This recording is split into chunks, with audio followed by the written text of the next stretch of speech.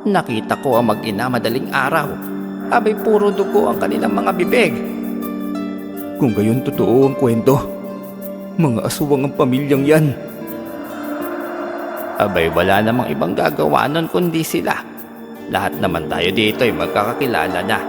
Matagal na rin sila narito at matagal nang usap-usapan yan. Pero mabuti na lamang at mga hayop lamang ang kanilang mga nagiging biktima. Sa ngayon oo, mga hayop lang. Paano kung dumating na ang araw na masigit pa sa hayop ang kanilang kailanganin? Abay oo nga, paano ba yan? Hindi ligtas ang ating lugar hanggat nariyan ang pamilyang yan. Bago po natin simulan ng kwento nais ko lamang pong humingi ng like at comment sa inyo. At sa mga bago naman po pakipindot na lamang po yung subscribe button para lagi po kayong updated sa mga bago nating kwento. Simulan na natin ang kwento. Magandang araw sa iyo, Sir Joseph, at sa lahat ng taga-subaybay sa iyong channel. Itago niyo na lamang po ako sa pangalang Lolo Fidel, 72 taong gulang at kasalukuyang naninirahan sa probinsya ng Kabikulan. Ang kwentong aking ibabahagi ay hango sa tunay na buhay. Kakaibang kwento na akalain mo na sa pelikula lamang nangyayari.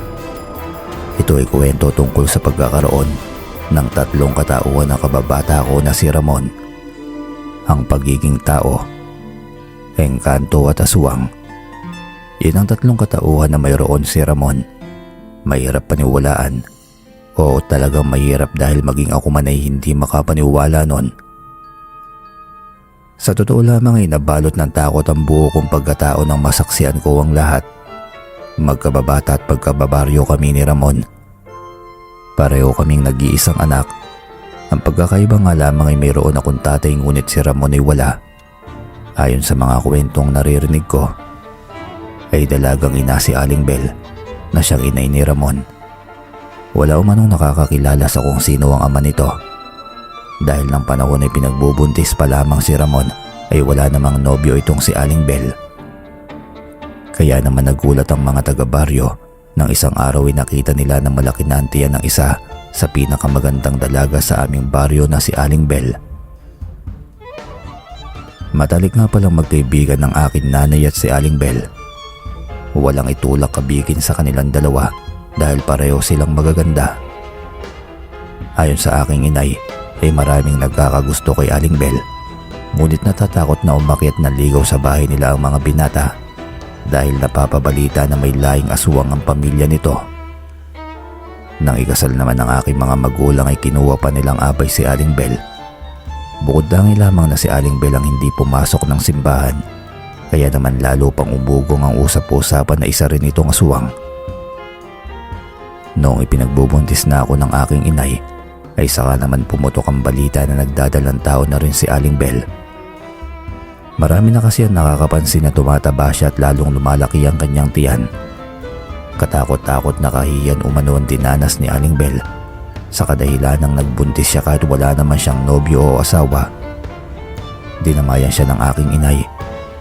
Palagi nitong dinadalaw si Aling Bel sa kanilang bahay kahit buntis din ito. Sa kabila ng pagkakaibigan nilang dalawa, ni minsan ay hindi siya nangahas tanungin ito kung sino ang ama ng dinadala niya. Dahil nirerespeto niya ang kanyang kaibigan, maraming beses na binalaan si mama ng mga taga-baryo. Pinag-iingat siya ng mga ito lalo pat buntis din si mama. Ngunit nanintigan si mama bilang matalik na kaibigan na walang karapatan na husgahan ng kahit na sino ang kanyang kaibigan.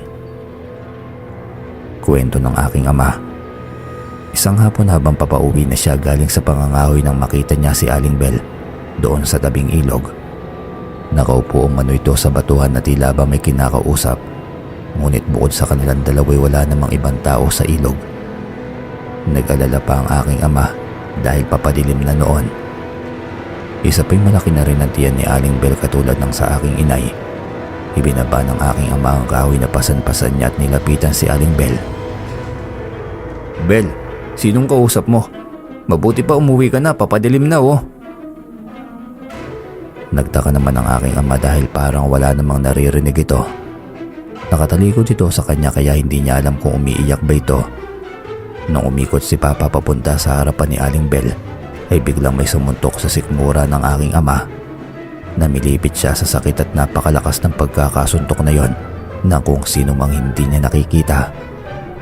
Tiningnan niya si Aling Bell na nakaupo pa rin at gano'n na lamang ang pagkabigla ng aking ama dahil puting-puti ang mga mata ni Aling Bell. "Huwag kang makialam. Umalis ka rito." Dinig niyang sambit ng kung sino man.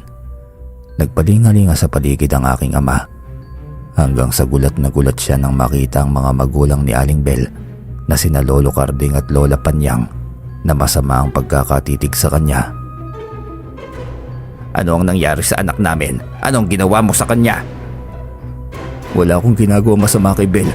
Nakita ko lang siya na nakaupo dyan kaya nilapitan ko." Hindi na natapos pa ang ibang sasabihin ng aking ama. Hindi siya pinakinggan ng mga magulang ni Aling Bell.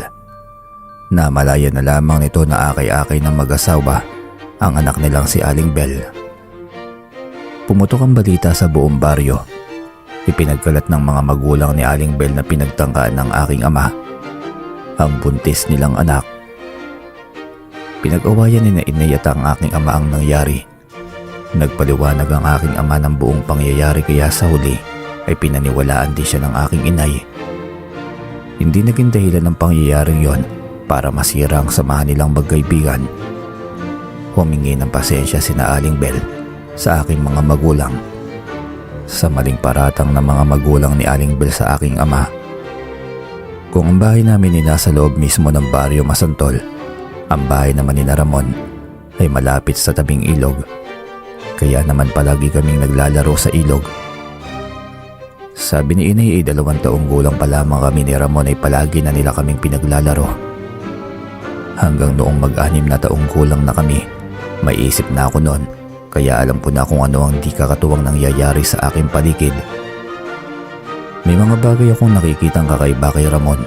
Katulad na lamang kapag muntik-muntikan na ako madadapa ay napakabilis niyang kumilos papalapit sa akin para ako'y saluhin.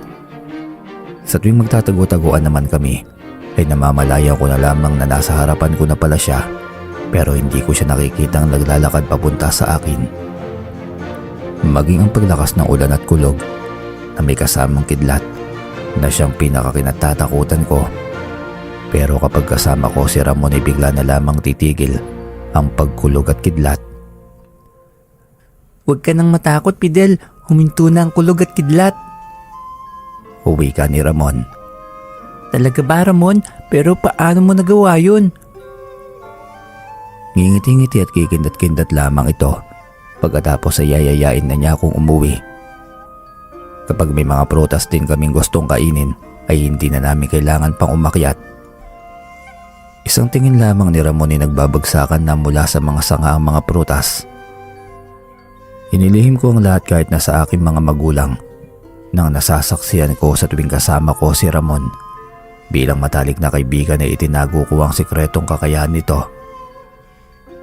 Nang dumuntong kami pareho sa edad na 7 taon, ay halos hindi na kami mapaghiwalay. Bago magtakip sili may kailangan ko nang makauwi sa amin. Noong una'y baliwala lamang sa akin, sa tuwing sasabihin ng aking inay na kailangan makaalis na ako sa bahay ni Ramon bago pa dumilim sa hapon. Hanggang isang hapon, napasarap kami ng paglalaro ni Ramon. Namalayan ko na lamang na madilim na pala. Maya-maya pa'y humahangos na dumating ang aking inay. Napasarap lang sa paglalaro ang mga bata, Ellen.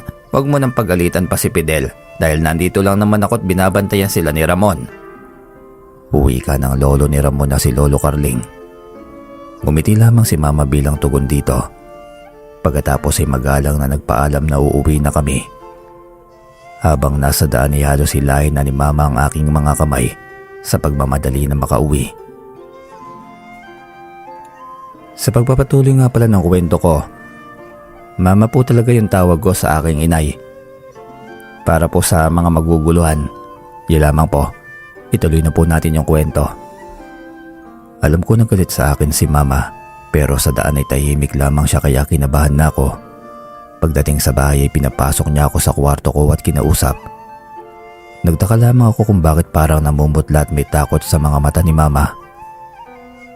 Pinapangako niya ako na hindi ko na uulitin pa ang aking ginawa.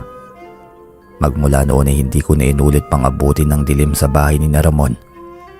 Magmula din noon ay si Ramon ang madalas na dumarayo sa akin para makapaglaro kami tuwing araw ng Sabado at Linggo at walang pasok sa eskwela. Hanggang isang araw, magtatanghali na noon nang tawagin kami ni Mama sa likod ng bahay. Sinabihan niya si Ramon na sa amin na kumain ng tanghalian. Namilog ang mga mata ni Ramon nang sabihin ni Mama na adobong baboy ang aming ulam. Mahilig kumain si Ramon kaya may katabaan siya. Kaya bago mag-alas 12 ng tanghali ay magkakaharap kami sa mesa. Sa magkabilaang dulo ng lamesa na upo si na Mama at Papa, habang magkabilaang upuan naman kami ni Ramon. Naku, ang sarap naman ng ulam. Siguradong mapapadami na naman yung kain ko. Palatak pa ni Ramon. Kumain ka lang hanggat gusto mo. Maglalaro pa tayo mamaya. Nahuli ko nagkatingin na sina Mama at Papa. Biglang tumayo si Mama papunta sa kusina. Si Mama naman ay pinagsandok na kami ni Ramon. Pagbalik ni Papa ay nakita ko na may dala itong isang platito. Inilapag niya sa gitna ng mesa ang platito na may lamang kalamansi. Napakunutan noo ko nang makita ko nag-iba ang aura ng mukha ni Ramon. Ang kanina lamang ay nakangiting labi ay napalitan ng takot sa kanyang mga mata. May problema ba, Ramon? Ilayo mo sa akin yung kalamansing yan. Hinintay kong magsalita sina Mama at Papa, ngunit nanatili silang nakatitig lamang sa kaibigan kong si Ramon. Ilang sandali pa ay nagmamadali kong dinampot ang kalamansi at ibinalik na sa kusina. Bago pa ako makabalik sa mesa ay narinig kong nagmamadaling nagpaalam si Ramon. Hinabol ko pa siya dahil hindi pa siya kumakain ng paborito niyang adobo, pero tinawag ako ni Mama at sinabihan na kumain na. Mama, Papa, bakit po bigla natakot si Ramon? Paborito niya itong adobo pero bakit siya umalis? Marami ka pang hindi alam, anak. Basta ang kabilin-bilinan lang namin sa'yo. Huwag kang makikikain sa kanila. Tugon naman ni Papa. Nanatiling tikom ang mga bibig ni Mama. Tila umiiwas ito sa iba pang katanungan. Dahil doon ay nagmamadali kong tinapos ang aking pagkain. Naihiwagaan ako ng gusto sa mga ikinikilos ni na Mama at Papa. Naisip ko si Ramon na ano kaya ang nangyayari sa kanya sa mga sandaling yon. Pagkatapos kong kumain ay pinuntahan ko agad si Ramon sa kanila, pero hindi pa raw ito umuwi, sabi ni Aling Bell. Naisip ko na sumama nga siguro ang loob niya sa mga nangyari. Hinanap ko si Ramon sa ilog at hindi naman ako nabigo dahil nakita ko siyang nakaupo sa tabing ilog kung saan kami madalas na tumatambay. Pasensya ka na kina Mama at Papa. Sana wag sumama ang loob mo, Ramon. Wala yun. Hindi ko naman sila masisisi, baka nga may kakaiba sa akin. Malungkot niya namang tugon. Nakita ko ang lungkot sa mga mata ni Ramon. Maya-maya pa'y naalarma ako nang makita ko siyang umiiyak. Dinamdam nga siguro ni Ramon ang ginawa ni Mama. Nilapitan ko siya at inakbayan. Basta nandito lang ako bilang kaibigan mo, Ramon. Ano man ang mangyari o kahit na ano pang kakaiba sa iyo, mananatili akong kaibigan hanggang sa huli. Naramdaman ko na lamang na niyakap niya ako ng maigpit. Ramdam ko ang bigat ng dibdib na kanyang dinadala. Yung paraan ng pag-iyak niya ay tila ba mayroon siyang itinatago sa akin. Baka nga tama si Mama na marami pa akong hindi alam sa aking kaibigan. Isang umaga, araw ng linggo noon, magkakasabay kaming naglalakad ni na Mama at Papa papunta sa simbahan. Nakasalubong namin si Ramon sa daan na may dalang tinapay at kape. Ramon, tara, sama ka sa amin magsimba. Kitang-kita ko na lumikot ang mga mata ni Ramon. Nagmamadali siyang nagpaalam kaya sinundan ko na lamang siya ng tingin habang papalayo. Nahuli ko naman na nagkakatinginan ng makahulugan sina Mama at Papa. Magmula noon ay hindi ko na niyayapang magsimba si Ramon. Pawang mga laro na lamang ang pinag-uusapan namin kapag nagkakasama kami sa paglalaro. Hanggang isang araw, habang masaya kaming nag-aabulan sa ilog ng may isang matandang lalaki, ang bigla na lamang sumulpot sa ilog. May tungkod ito at mahaba ang buhok na umaabot hanggang baywang. Ang mga mata ng matanday mga sul-ngasol at maging ang kulay ng balat niya nakakasilaw sa kaputian. Ali kayo mga utoy, saluhan niyo ako magmerienda. Nagatinginan kaming dalawa ni Ramon. Lalo na nang ilatag na ng matanda ang dahon ng saging sa batuan. Pagkatapos ay bigla na lamang may masasarap na pagkain ng lumitaw sa ibabaw ng dahon. Hindi na namin inisip ni Ramon ang kakatuwang ginawa ng matanda. Masaya lamang itong nakatingin sa amin habang nilalantakan namin ni Ramon ang masasarap na pagkain. Lolo, tagasan po kayo kasi ngayon ko lang po kayo nakita dito sa amin sa ilog. Tanong ko sa matanda. Tumikhim ng bahagya ang matanda. Napansin ko na masaya ang aura niya habang pinagmamasdan ang hindi magkamayaw sa pagkain na si Ramon. Malapit lang ang bahay ko rito mga apo. Isang araw ay dadalhin ko kayo ron para makapamasyal naman kayo sa ibang lugar. Nang sumulyap sa akin si Ramon ay bigla akong natigilan. Sinulyapan ko rin ang matanda at nagtama ang aming mga mata. Bigla akong ginilabutan at kinabahan. Bakit nga ba noon ko lamang napansin na mga sul-ngasol din ang kulay ng mga mata ni Ramon? Nang mag-usap ang dalawa ay pasimple ko silang inobserbahan. Isang bagay pa ang kanilang pagkakapareho dahil si Ramon at Lolo Dado ay mga walang kanal sa pagitan ng mga ilong at labi. Magiliw na hinimasimas ng matanda ang ulo ni Ramon. Nagpakilala bilang Lolo Dado ang matanda. Binigyan niya pa kami ni Ramon ng maraming tig-20 kaya tuwan-tuwa naman kami. Bueno mga bata, magpapakabait kayo ha. Magmahalan kayo at magdamayan. Ganyan ang tunay na magkaibigan. Kung paanong ganun kabilis lumitaw sa harapan namin ng matanda, ay ganoon din itong kabilis na wala. Biglang sumeryoso ang mukha ni Ramon, kaya tinanong ko agad siya kung ano ba ang problema. Alam din pala ni Ramon na kakaiba si Lolo Dado. Palihim niya nga pala itong pinagmamasdan. Bakit kaya ganun, Fidel? Nung una ko makita si Lolo Dado ay magaan ang pakiramdam ko sa kanya. Malakas din ang pagkabog ng dibdib ko kanina. Di ko lang pinapahalata. Uwi ka pa ni Ramon. Niyaya ko nang umuwi si Ramon. Nagunahan kaming makarating sa tindahan ni Mang Oscar. Binili namin lahat ng gusto naming pagkain o mga bagay na pinagtataka naman ni Mang Oscar dahil nakita niya na marami kaming pera ni Ramon. Saan kayo kumuha ng maraming pera ha? Tanong ni Mang Oscar. May pagdududa sa mga mata niya nang sabihin naming pareho ni Ramon na napulot lang namin sa daan ng maraming tig-20. Nagtaka naman sina Mama at Papa nang marami ang mga candy na aking pinamili. Tulad ng mga sinabi ko sa tindahan ni Mang Oscar, pinanindigan ko na napulot lang namin ni Ramon ang pera. Alam ko na hindi maniniwala sa akin si Mama. Para makaiwas sa mga tanong nila, nagkulong na lamang ako sa kwarto ko at kinain ang lahat ng pinamili ko. Sa paglipas pa ng mga araw at mga taon, naging mas malapit kami sa isa't isa ni Ramon. Halos wala nang sikreto sa aming dalawa. Maganda man o hindi, ay alam namin ang tungkol sa bawat isa. Hanggang isang araw ay nagplano sina Mama at Papa na maliligo kami sa dagat. Nagluto sila ng mga pagkain na babaunin namin. Dahil sa labis na pananabik ay nakaligtaan kong yayain si Ramon. Kasamang iba pa naming mga kamag-anak, masaya kaming nagtatampisaw sa dagat. Masayang masaya kami dahil bihira lamang kaming magkakasama at bukod pa doon ay malaya silang nakakapag-usap ng walang pangamba.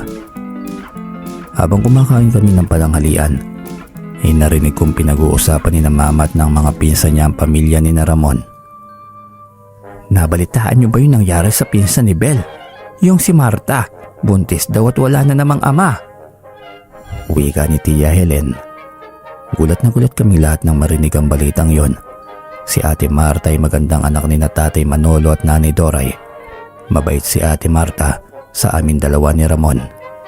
Madalas ay binibigyan niya kami ng mga pasalubong tuwing uuwi ito galing sa eskwela. Napag-usapan din nila ang tungkol sa mga magulang ni Aling Bel, na siyang lolo at lola naman ni Ramon. Marami na raw nakakakita sa mga ito na nag-uukay ng putik sa silong ng mga pinagugasan ng pinggan. Ang nakapagpawindang pa sa akin Ang balita na natagpuan ng alagang kalabaw ng isa naming kababaryo na wala ng lamang loob at wala ng buhay. Malapit daw sa ilog kung saan madalas kaming tumambay ni Ramon. Ang pinaghihinalaan ng mga taong baryo na may kagagawan ay ang lolo at lola ni Ramon dahil may nakakita umano sa mga ito na magkasamang naglalakad galing sa ilog ng madaling araw. Hindi ko na kinaya pa ang ibang sasabihin ng mga kamag-anak ko. Lumayo ako at pumunta sa may kalalimang bahagi ng dagat. Tila may nagyayaya sa akin na lumusong sa tubig. Kaya inubad ko ang aking damit at dahan-dahang lumubog. Hindi ko na malaya na nagawi na pala ako sa malalim na parte ng dagat. Noong umpisa kaya ko pang languyin kahit na malalim na ang tubig. Ngunit hindi nagtagal bigla na lamang akong pinupulikat. Sumigaw ako ng malakas para humingi ng tulong sa mga kamag-anak. Sa wakas napansin din ako ni na mama at papa. Nagtakbuhan na ang mga kamag-anak kong lalaki para ako ay sagipin. Patindi ng patindi ang sakit na nararamdaman ko sa aking mga binti hanggang sa hindi ko na talaga kinaya pang lumangoy. Malalakas na sigawan ang akin narinig bago ako unti-unting lumubog sa ilalim nito. Ramdam ko na unti-unti nang napupuno ng tubig ang aking baga. Hindi na ako makahinga kaya pinikit ko na lamang ang aking mga mata. Umiiyak ako sa ilalim ng dagat dahil naiisip ko sina mama at papa. Nagulat na lamang ako nang maramdaman kong may humila sa mga kamay ko mula sa ibabaw. Tuluyan na ako nilamon ng karimlan at nang magkamalay ako'y mukha na lang ng mga kamag-anak ko ang akin nakita. Umiiyak sila lalong-lalo na sina mama at papa. "Anak, mabuti naman nagkamali ka na. Pinag-alala mo kami ng gusto." Sumunod na nagsalita ay si mama. Sa pautal-utal niyang salita naiintindihan ko lamang ang salitang mabuti na lamang daw at dumating si Ramon para ako ay sagipin. Mabilis pa sa 4:00 na nakabangon ako mula sa pagkakahiga sa buhanginan. Hinanap ko si Ramon at tama nga ang dinig ko dahil kitang-kita ko si Ramon na nagtatampisaw sa gilid ng dagat. Tumakbo ko papalapit sa kanya. Noong una napakunot ako ng noo dahil parang hindi niya ako naririnig samantalang nasa harapan niya na ako. "Ang daya mo, Fidel. Hindi mo man lang ako niyayang maligo dito sa dagat." Sambit ni Ramon. Ramdam ko na nagtatampo ito sa akin. Humingi ako ng tawad dahil nakaligtaan ko talaga siyang yayain. Pinahirapan pa ako ni Ramon. Nagpakipot pa siya kahit na niyayakap-yakap po na siya mula sa likuran. Ilang sandali ang lumipas ay bumulangit na rin ang tawa at sinabihan ako na masyado naman daw akong seryoso. Sinuntok-suntok ko pa nga siya ng mahihina sa likod dahil pinagtitripan lang pala niya ang aking emosyon. Ayon kay Ramon ay pumunta siya sa bahay namin para yayain ako magpunta sa ilog. Ngunit nakasarado ang pintuan namin hanggang sa isang kapitbahay namin na nakapagsabi sa kanya na nasa dagat kaming mag-anak. Hindi ko na inilampa kung paano niyang nalaman kung saan parte kami ng dagat na pumunta. Alam ko na may kakayahan ang aking kaibigan kaya malamang naramdaman niya na nasa panganib ang aking buhay kaya bigla siyang sumulpot para ako ay iligtas. Nagpasalamat ako ng paulit-ulit kay Ramon. Ganon din sina mama at papa at magmula noon ay naging mas malapit na rin sila kay Ramon. Alam kasi nila na hindi ako mapapahama kapag si Ramon ang aking kasama dahil nasaksiyan nila kung paano magbuwis ng buhay si Ramon para lamang ako ay iligtas. Matuling lumipas ang mga taon.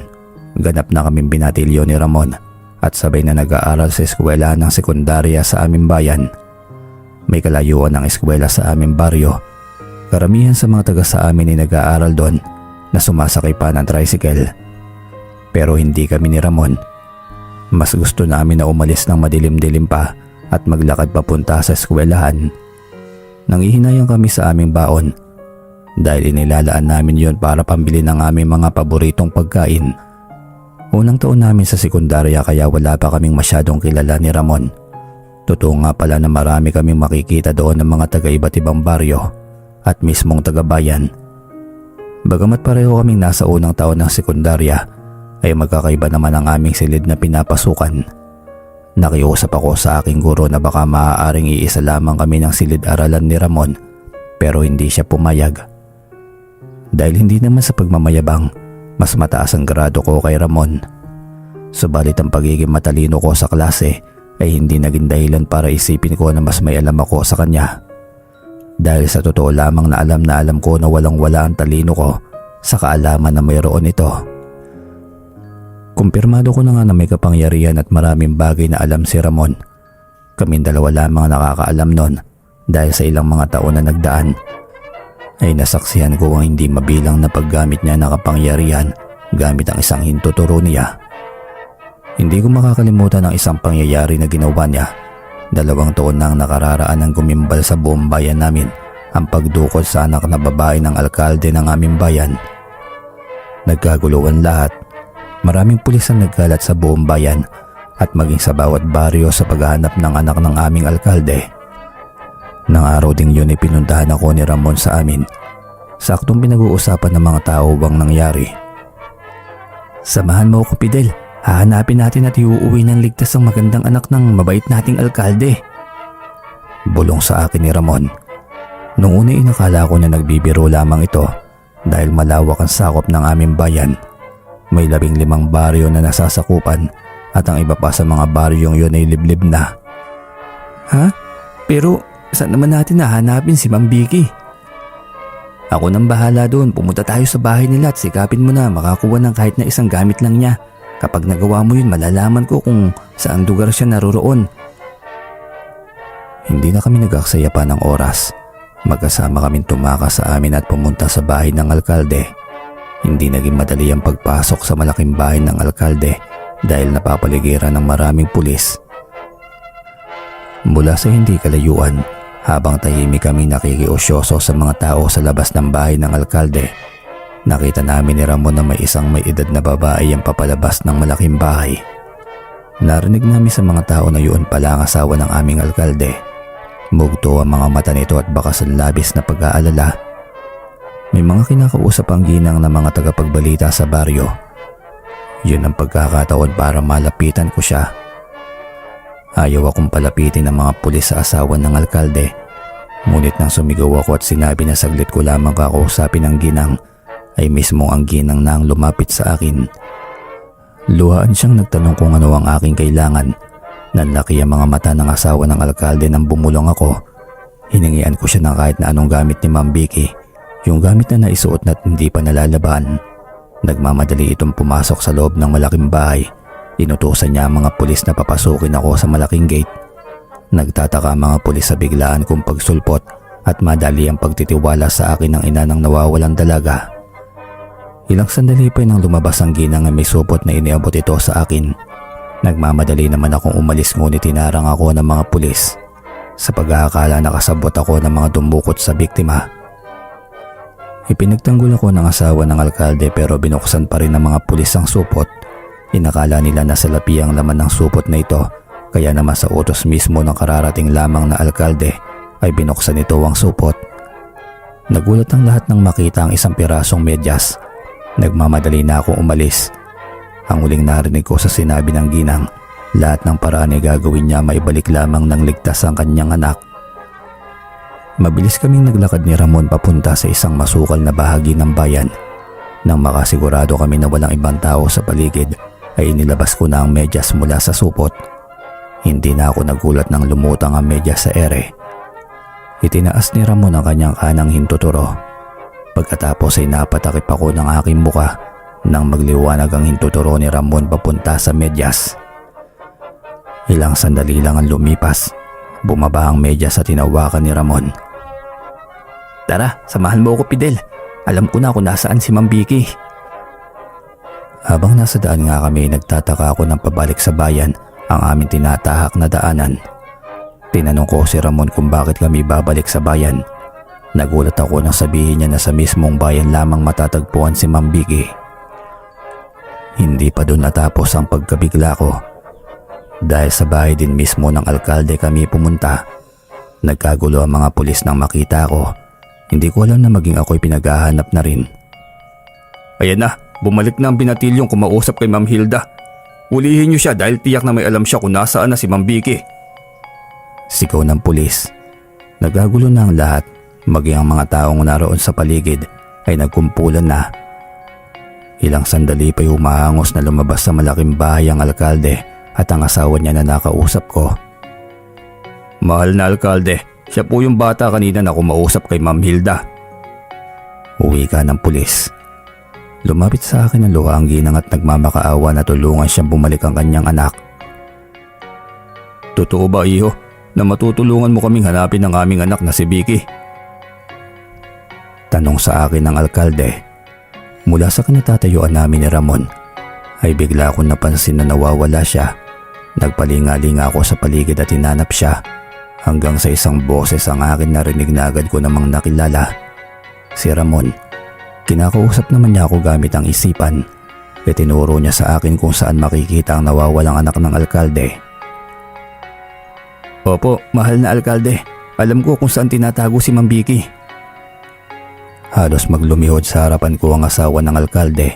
Maging ang alkalde napaawak sa mga kamay ko. Sige anak, ituro mo sa amin kung saan tinatago ang ate Vicky mo. Malaking gantimpala ang ibibigay ko sa iyo. Huwi ka pa ng umiiyak na noon na alkalde. Maaari po ba akong makapasok sa loob ng bahay niyo?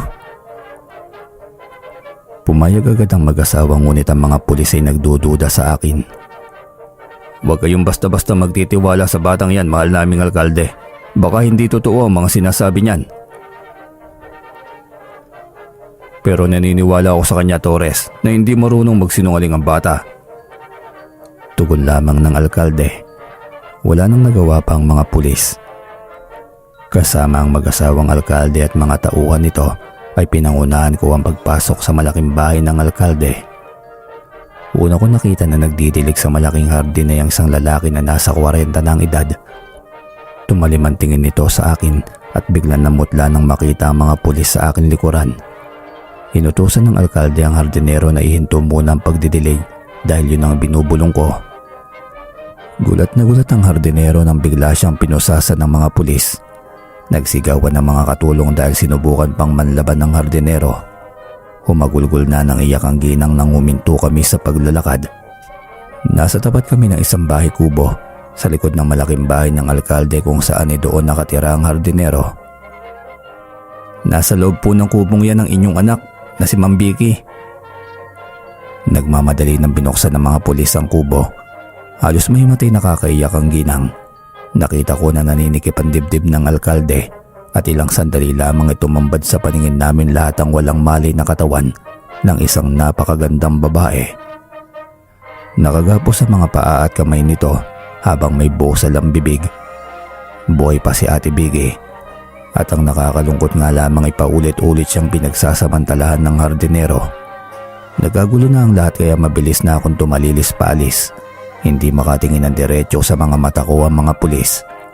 Pagkalabas ko ng malaking bahay ng alkalde ay nakita ko nakaabang na sa akin si Ramon.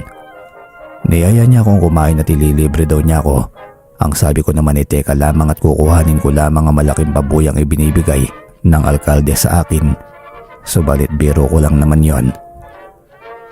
Pabayaan na natin yun, Fidel. Tumulong tayo kasi yun ang nararapat gawin. Hindi tayo dapat naghihintay ng kapalit kapag may nagawa tayong kabutihan sa ating kapwa. Lalo ko pang hinangaan si Ramon ng mga sandaling yon. Naibulong ko na lamang sa aking sarili na hindi nga ako nagkamali nang piliin ko na maging kaibigan pa rin siya sa kabila ng mga hindi magagandang sinasabi ng mga tao sa aming baryo laban sa kanyang pamilya. Napakislot ako nang tapikin ni Ramon ang aking balikat. Tapos na pala ang recess kaya pinabalik na niya ako sa aming silid-aralan. Sabi nga nila kahit nagaano pa kabait o mabuting tao, hindi lahat ay magugustuhan ka ng mga tao sa iyong paligid. Isa si Marvin sa mga kaklase ko na naiinis sa akin kahit na wala naman akong ginagawang masama sa kanya. Kapag nakakasagot ako sa mga tanong ng aming guro ay galit na galit siya. Binabato niya ako ng kung ano-ano mula sa likuran. Noong una'y pinapalagpas ko lamang ang kanyang mga ginagawa hanggang sa dumating na sa punto na kapag uwian at lumalabas ako ng aming silid ay may mga kasama na siyang mga barkadang taga-ibang seksyon. Pagkatapos ay pinagtutulungan na nila akong asarin. Inilihim ko ang ginagawa nila sa akin, maging si Ramon ay walang alam. Ayoko kasing may madami pang kaibigan, ngunit isang hapon habang napapagitnaan ako ng grupo ni Marvin sa labas ng eskwela, Nakita ni Ramon na pinipitik-pitik nila ang magkabilaan kong tainga. Pagkatapos ay saka sila magtatawanan. Sa kauna-una ang pagkakataon noon ko lamang nakita na ang mga sul-ngasul na mga mata ni Ramon ay biglang nangitim. Dayuan niyo ang kaibigan ko. Dahil kung hindi ay magsisisi kayo. Sigaw pa ni Ramon. Nagulat ang grupo ni Marvin na makita ito, pero bahagya lamang na pagkagulat dahil tinignan siya ng grupo ng nakakalokong tingin. Hanggang sa naramdaman ko na lamang na sobrang sakit ng aking pisngi. Hinihila na pala ni Marvin ang aking patilya. Nakita ko pa ang guro namin na paparating. Marami ring estudyante ang nanonood sa amin. Lalo pang nilakasan ni Marvin ang paghila sa aking patilya kaya napahiyaw ako sa sakit. Mabilis na tumakbo papalayo si Ramon. Akala ko na iniwanan na niya ako pero bago pa makalapit ang guro ay bigla na lamang tumalsik ang grupo ni Marvin. Nagsigawan ng mga estudyante. Ganon din ang guro na nakasaksi sa malakas na pagkakabagsak ng mga katawan ng grupo ni Marvin sa lupa. Walang ideya kung paano nangyari ang kakatuwang pangyayari na yon, pero alam na alam ko na si Ramon ang nagbigay parusa sa grupo. Habang nasa daan kami pauwi sa amin, napansin ko na walang imik si Ramon. Ako lang yung salita ng salita hanggang sa bigla na lamang siyang huminto sa paglalakad, saka ako hinarap. Kinabahan ako dahil madilim ang kanyang muka. Mukha siyang galit sa akin. Matuto kang ipagtanggol ang sarili mo, Fidel. Dahil hindi habang panahon nasa tabi mo ko. Natigilan ako sa mga sinabi niyang yon. Nagpapahiwatig na ba siya? Nakarama ako ng kaba na baka isang araw ay bigla na lamang siyang mawala. Nakarating kami sa baryo namin ng walang imikan. Hindi ako makakain ng maayos ng gabi na yon. Nasasagot ko naman ng maayos ang pangungumusta ng aking mga magulang, pero nasa isipan ko ang mga binitiwang salita ni Ramon. Isang araw, madilim pa lamang ay nagulat ako nang dumating sa bahay namin si Aling Bell. Ipinalam niya sa aking hindi makakapasok si Ramon dahil may sakit ito. Labis ako nag-alala sa balitang yon. Tinangka akong puntahan si Ramon ngunit pinigilan ako agad ni Aling Bell. Hayaan ko muna daw na makapagpahinga itong si Ramon. Ilang araw nang hindi nakakapasok si Ramon at sa loob ng mga araw na yon, aminado naman ako na malungkot kapag wala siya. Hindi nawawala sa isipan ko ang mga sinabi niya na dapat matuto na akong ipagtanggol ang aking sarili. Kaya naisip ko na baka napagod na sa akin si Ramon. Magmula noon ay nag-aral na ako ng tamang pagsuntok, sipa at tamang pagsalag kung sakali man na may mananakit muli sa akin. Gusto kong ipakita kay Ramon na malakas at matatag na ako. Subalit nang muli kaming nagkita ay nagbago na ang lahat sa kanya. Hindi na sumasabay sa pagpasok at pag-uwi sa akin si Ramon. Nakikita ko rin na may iba na siyang kaibigan sa eskwela. Nasaktan ako ng sobra dahil lantaran na rin ang ginagawa niyang pag-iwas sa akin. Isang beses na recess noon ay bumili ako sa labas ng eskwela ng paborito naming merienda, ang maruya at nilupak na kamoting kahoy. Sa paraang yun ay may dahilan na ako para lapitan siya at makausap. Saktong nakita ko si Ramon sa may puno ng mangga na tambayan kapag recess.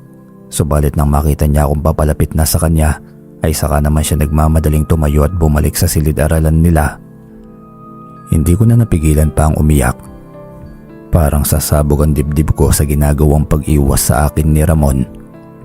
Plano kong itapon na lamang ang meriendang para sa kanya, ngunit biglang may nagsalita sa akin likuran. Nalingunan ko ang isang maganda at morenang dalagita.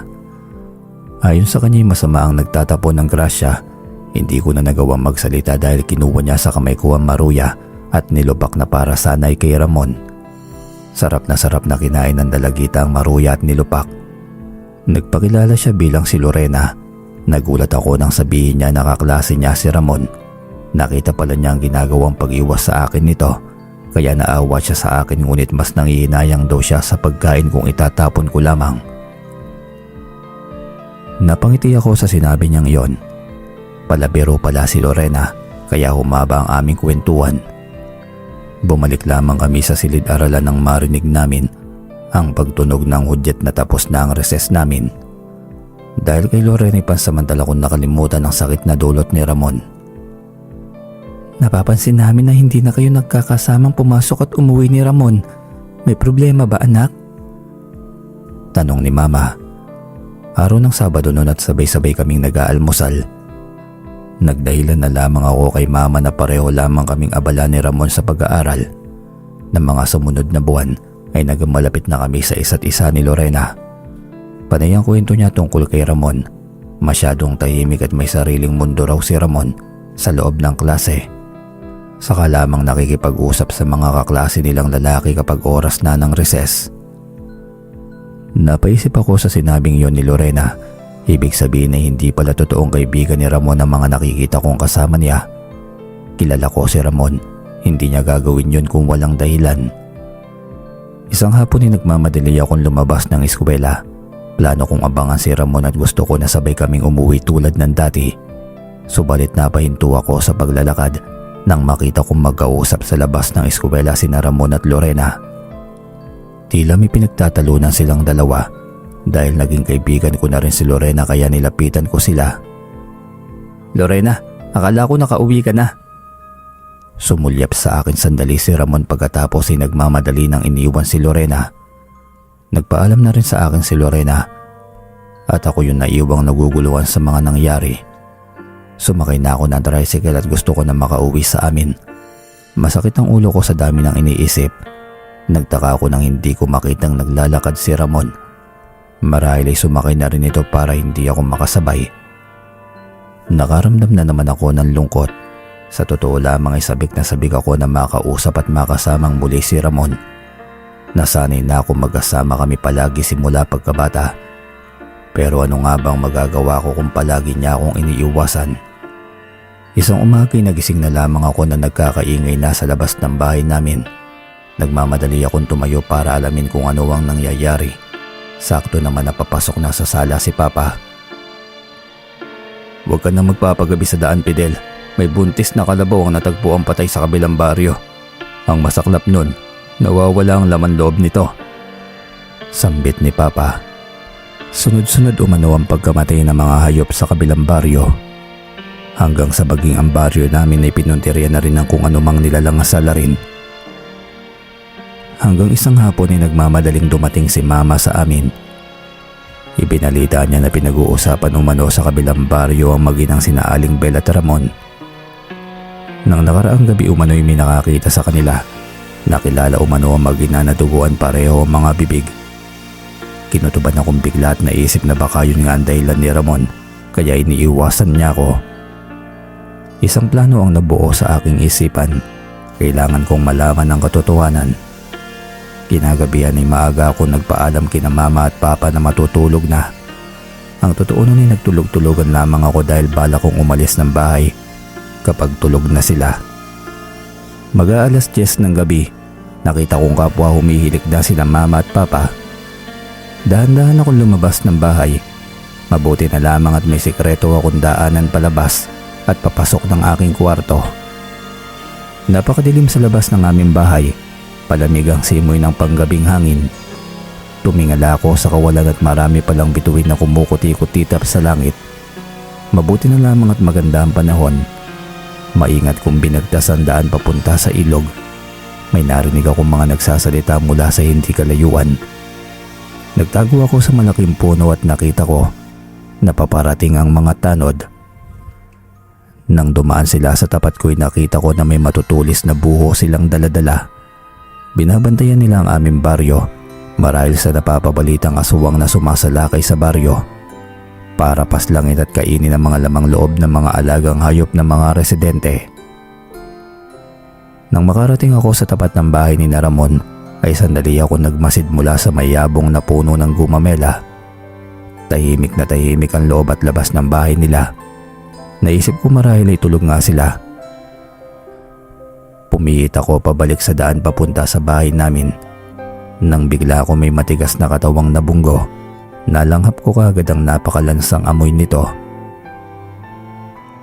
Umalis ka na bago pa magbago ang isip ko.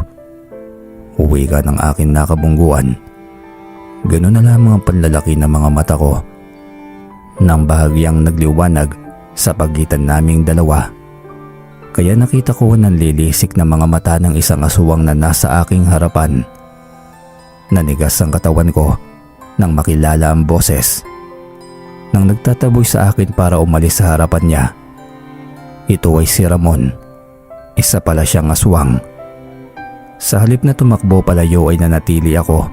Sinumbatan ko siya sa ginawa niyang pananakit sa akin damdamin dahil sa biglaan niyang pag-iwas sa akin. Nakarinig ako ng mga kaluskos mula sa bakuran ni Ramon. Nadaanan ng aking mga mata ang ilan pang mga aswang na papalapit sa akin. Napaiyak ako at naramdaman na napaihin na ako sa aking salawal. Sino bang hindi matatakot sa kanila? Mahahaba ang kanilang mga kuko, matutulis sa mga ngipin, mahaba rin ang mga dila na sabay-sabay ko namang naramdaman sa aking katawan. Kung kakainin niyo ang mga laman loob ko, pakiusap itira niyo ang puso ko at ibigay sa aking mga magulang. Dayuan niyo siya at huwag na huwag niyo sasalingin ni tulo ng daliri niya. Sigaw naman ang aswang na si Ramon. Nagtalo-talo sila ng kanyang pamilya. Ayon sa lolo niya, kapag ibinigay nila ako, itiyak na magsusumbong ako sa mga otoridad. Ngunit nanindigan si Ramon na huwag akong gagalawin.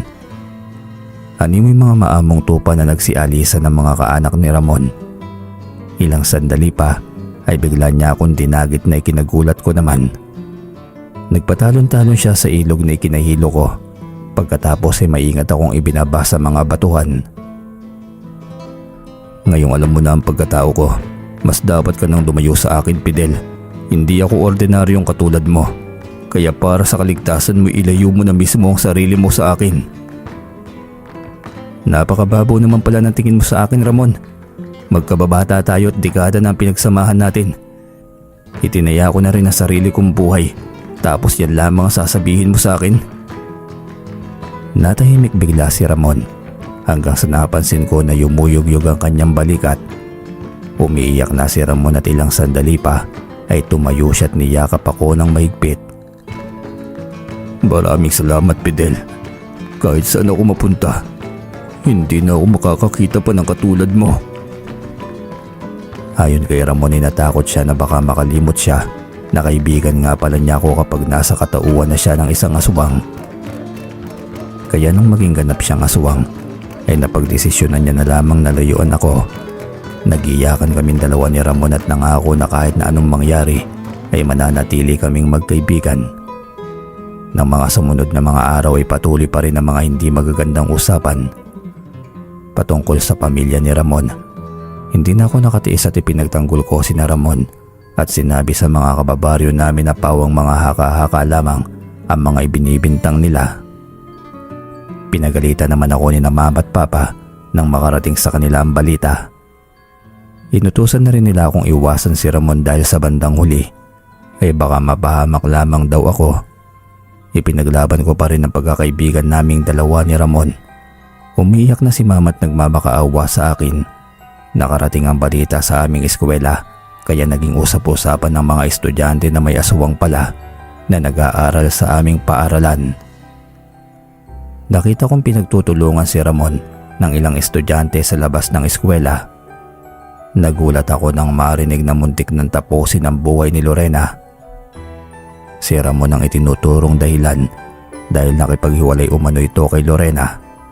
Hindi ako pumayag na saktan lamang nila ang aking kaibigan. Marahil ay totoo ang sinasabi nila dahil ng mga araw na yon na nakakausap ko si Lorena ay walang bukang bibig ito kung hindi si Ramon. Nakipagsuntukan pa ako sa mga estudyante. Nagamit ko ang ginawa kong paghahanda para sa ganoong sitwasyon. Sinubukan akong pigilan ni Ramon, subalit sinabihan ko siya na huwag makikialam. Alam ko kasi na ayaw ni Ramon na minananakit sa akin. Baka gamitin niyang itinatago niyang kapangyarihan at malagay pa sa panganib ang buhay ng mga estudyante. Pareho kaming duguan na makauwi sa amin. Alalang-alala si mama at papa nang makita ang aking kalagayan. Pinagalitan na naman nila ako kaya hindi na lamang ako kumibo. Isang nakakawindang na balita ang sumalubong sa akin pagkagising ko kinabukasan. Natagpuang wala ng mga buhay ang mga estudyanteng nakaawi ko nang nagdaang hapon. Nagmamadali kong pinuntahan si Ramon sa bahay nila. Ngunit nakasarado na ang kanilang buong bahay. Kinabahan akong bigla at takot na takot. Maging ang ibang mga kamag-anak ni na Ramon ay nawawala na rin. Marami na sa mga kababaryo namin ang dumating. Narinig ko na lamang sa kwentuhan nila na ang pamilya ni Ramon ay pumaslang sa mga estudyante kaya tumakas sa mga ito. Nablangko ang aking utak ng mga sandaling yon. Pakiramdam ko'y nawala ang kalahati ng aking pagkatao. Napakadaya talaga ni Ramon. Bigla na lamang itong nang iwan ng walang paalam. Hindi ako pumasok ng 1 linggo. Iniiyakan ko ng gusto ang bigla ang pagkawala ni Ramon sa aking buhay. Paulit-ulit akong sinasabihan ni na mama na masyado pa akong bata at marami pa akong kaibigang makikilala. Hindi na talaga nagparamdam sa akin si Ramon. Nang pumasok ako sa eskwela ay dinumog ako ng mga estudyanteng galit na galit kay Ramon. Lalo pat nakita nilang nakipagsuntukan ako sa mga pinaslang na estudyante may pagtanggol lamang si Ramon. Sinalukuhan lahat ng galit ng mga estudyante. Manhid na ang damdamin ko kahit sinasabihan nila akong kasabwat ni Ramon. Si Lorena naman ay biglang natahimik. Iniwasan na rin niya ako ng tuluyan marahil ay pinagsisisihan na niyang minahal niya ang katulad ni Ramon. Pero para sa akin, kahit kailan ay wala akong pinagsisihan na naging matalik ko siyang kaibigan. Dahil si Ramon lamang ang ilang beses na nagligtas ng aking buhay at nag-iisang kababata na tinanggap ako ng buong buo. Sa paglipas ng mga araw, buwan at taon, unti-unti na rin nakalimutan ng mga tao ang nangyari. Nang magtapos ako ng sekundarya, ay ako ang tinanghal na valedictorian. Sa araw ng aming pagkatapos ay inaalay ko ang aking medalya sa nag-iisa kong kaibigan na bigla na lamang nawala. Ganun pa man ay mga alaala na lamang niyang mananatili sa aking puso at isipan habang buhay. Nang makauwi na nga kami ni na mama sa araw na yon, ay dumiretso ako sa tabing ilog. Daladala ko ang aking toga at medalya. Naupo ako sa lugar kung saan kami palaging tumatambay ni Ramon. Ilang taon na rin pala nang huling pumunta ako sa lugar na yon. Magmula nang mangyari ang trahedya at pagkawala ng pamilya ni Ramon, ay iniwasan ko na ang mapagawi sa lugar. Kung nandito walang sana Ramon, sabay tayong nagtapos ng pag-aaral. Kaya lang ang daya-daya mo, basta mo na lamang akong iniwanan. Inialay ko pa rin ang toga at medalya ko kay Ramon. Umiiyak na ako nagpaalam sa kanya. Nakatingin ako sa pwesto kung saan paborito niyang upuan noon. Tumayo na ako dahil papadilim na rin. Alam ko na yon, ang kauli-uli ang sandali na pupunta ako sa lugar na yon. Pagkatawid ko sa ilog ay bigla akong natisod. May kung anong matigas na bagay akong natapakan. Dahan-dahan ako yumuko at dinampot ang isang kulay pulang supot. Napakunutan ako dahil may kabigatan ng supot na yon. Hanggang sa tumambang sa aking paningin ang ilang piraso ng ginto. Nagpalingalinga ako sa paligid. Kakaiba ang pakiramdam ko ng mga oras na yon. Ikaw ba yan, Ramon? Lumabas ka't magpakita ka sa akin. Umangin lamang na malakas ngunit walang Ramon na nagpakita sa akin. Alam ko na siya ang nagbigay sa akin ng mga gintong yon. Umiiyak ako nagpapasalamat sa kanya dahil naalala ko nga pala nang minsan kaming mag-uusap noong unang araw sa sekundarya. Nangako si Ramon na sa oras na makapagtapos ako ng sekundarya ay bibigyan niya ako ng kayamanan para makapag-aral at makapagtapos ako ng kolehiyo. Gulat na gulat ang aking mga magulang nang sabihin ko na mag-aaral ako ng kolehiyo sa susunod na taon. Pinag-usapan na kasi namin na magtatrabaho muna ako ng 1 taon sa syudad para makapag-ipon ng pampaaral ko sa kolehiyo. Hindi makapaniwala sina mama at papa nang bigyan ko sila ng malaking halaga ng salapi. Sinabi ko na gamitin nila ang perang yun para sa negosyo at huwag nang alalahanin pa ang pampaaral ko dahil ako nang bahala doon. Lumuwas ako sa syudad para mag-aral. Mabuti na lamang at may kamag-anak kami sa lugar na yon. Doon muna ako tumuloy sa kanila ng ilang araw habang naghahanap ako ng marerentahang kwarto. Naging mahirap para sa akin ang mga unang araw sa syudad hanggang sa nagumpisa na ang klase ko sa kolehiyo. Pagiging maestro ang aking pangarap kaya yun ang kursong aking kinuha.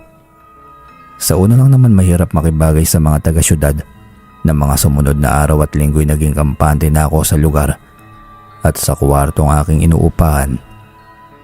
Isang umaga may kumatok sa pintuan ng kwartong aking inuupahan. Isang lalaking kasing edad ko lamang ang nasa harapan ko at nagtatanong kung may bakante pa bang kwarto na pwede niyang upahan. Kinausap ng lalaki na nagpakilala bilang Darwin ang may-ari ng kwarto. Sa madaling salita'y naging magkatabi kami sa inuupahang kwarto ni Darwin. Tahimik lamang din itong tao pero palagi ko siyang nahuhuli na nakatingin sa akin. Kapag sasalubungin ko naman ang mga tingin niya ay bigla itong umiiwas at ibabaling sa iba. Hindi estudyante si Darwin. Sabi niya sa akin ay sa isang kainan siya nagtatrabaho. Madalas kapag umuwi si Darwin ay gabi na. Bandang alas 8 kinakatok na niya ako para lamang bigyan ng mga pagkaing daladala niya. Naging maayos ang samahan naming dalawa. Paminsan-minsan ay palabiro siya kaya naman napapatawad niya ako. Hanggang isang araw ng Sabado at mag-aalas 7 pa lamang ng gabi ay kinatok na ako ni Darwin. May dala siyang alak at maraming pulutan. Wala na akong nagawa pa. Nag-inuman kaming dalawa ni Darwin hanggang sa kalagitnaan ng pag-iinom namin ay napansin ko ang kulay ng mga mata niya. Hindi maaari. Bumulong ako sa sarili ko dahil parehong-pareho sila ng mga mata ni Ramon. May problema ba pare? Baka nagwagupuhan ka sa akin pare ah. Diretso ako at may nobya ako. Pagbibiro pa nito. Tinanong ko si Darwin kung nasaan ang probinsya niya. Napakunot noo ako nang sabihin niya ang pangalan ng probinsyang pinagmulan ko. Iba yung kaba at pagduruda ang aking nararamdaman. Hindi ako maaaring magkamali kay Ramon ng mga matang yon. Isang hating gabi nang magising ako dahil sa isang masamang panaginip. Ang panaginip kong yon ay malakas na apoy at sa kalagitnaan ng naglalagablab na apoy ay may narinig akong boses na tinatawag nito ang aking pangalan. Tuluyan na ako nagising na makilala ko ang boses na yon na pag-aari ni Ramon. Pawisan akong bumangon para kumuha ng tubig sa pitsyel. Kakalagok ko pa lamang ng tubig sa baso nang may maulinigan akong mga boses na nag-uusap mula sa kabilang kwarto. Naisip ko na may bisita si Darwin. Pabalik na ako sa higaan ko nang may tumili at boses naman iyon ng isang babae. Napangiti ako at naisip na baka yung nobya na tinutukoy ni Darwin ang bisita nito. Siguradong kinabukasan ay nagkukwento si Darwin sa akin kaya tahimik na akong humiga. Kinabukasan ay maaga akong nagising. Iisa lang kasi ang banyo namin ni na Darwin na 3 pang kwarto na okupado ng ibang umuupa. Kalalabas ko lamang sa kwarto bitbit ang lagayan ng sabon at tuwalya nang siyang pagbukas naman ng banyo. Tila'y tinulos ako sa aking kinatatayuan nang makita ko ang isang babaeng pamilyar sa akin. Gulat na gulat din itong nakatingin sa akin. Lorena, anong ginagawa mo rito? Teka, ikaw ba yung bisita ni Darwin? Sunod-sunod ko pang tanong. Napalunok muna na sariling laway si Lorena bago nakatugon sa tanong ko. Nobyo nga niya si Darwin at napansin ko na para bang nahihiya pa siya sa akin. Marahil iniisip niya na naging nobya siya ng kaibigan kong si Ramon ilang taon nang nakararaan. Habang naliligo ako'y naisip ko na bakit parang ang liit-liit ng mundo. Marami na namang nangyaring kakaiba sa aking paligid at sa mga taong nakakasalambuha ko. Nang makauwi na ako kinagabihan ay naabutan kong nag-iihaw ng isda si Darwin. Masayang-masayang lokot baka sa mga mukha nito ang labis na kasiyahan. Hindi ko naman siya tinanong tungkol sa naging bisita niya ng nagdaang gabi. At si Darwin na mismo ang kusang nagkuwento na dinalaw nga raw siya ng kanyang nobya. Pumayag na ang nobya ko pare na magpakasal kami. Wika ni Darwin. Nabigla ako sa sinabi niya kaya pala napakasaya ng aura ng kanyang buka. Walang binanggit si Darwin tungkol sa pagkikita namin ni Lorena. Marahil inilihim din ni Lorena na magkakilala at iisang probinsya lamang ang aming pinagmulan. Sumapit ang bakasyon. Ibinalita sa akin ni Darwin na sabay silang uuwi ni Lorena sa kanilang probinsya para makapamanhikan na sila sa kanyang mga magulang. Inilihim ko kay Darwin ang aking pagkatao.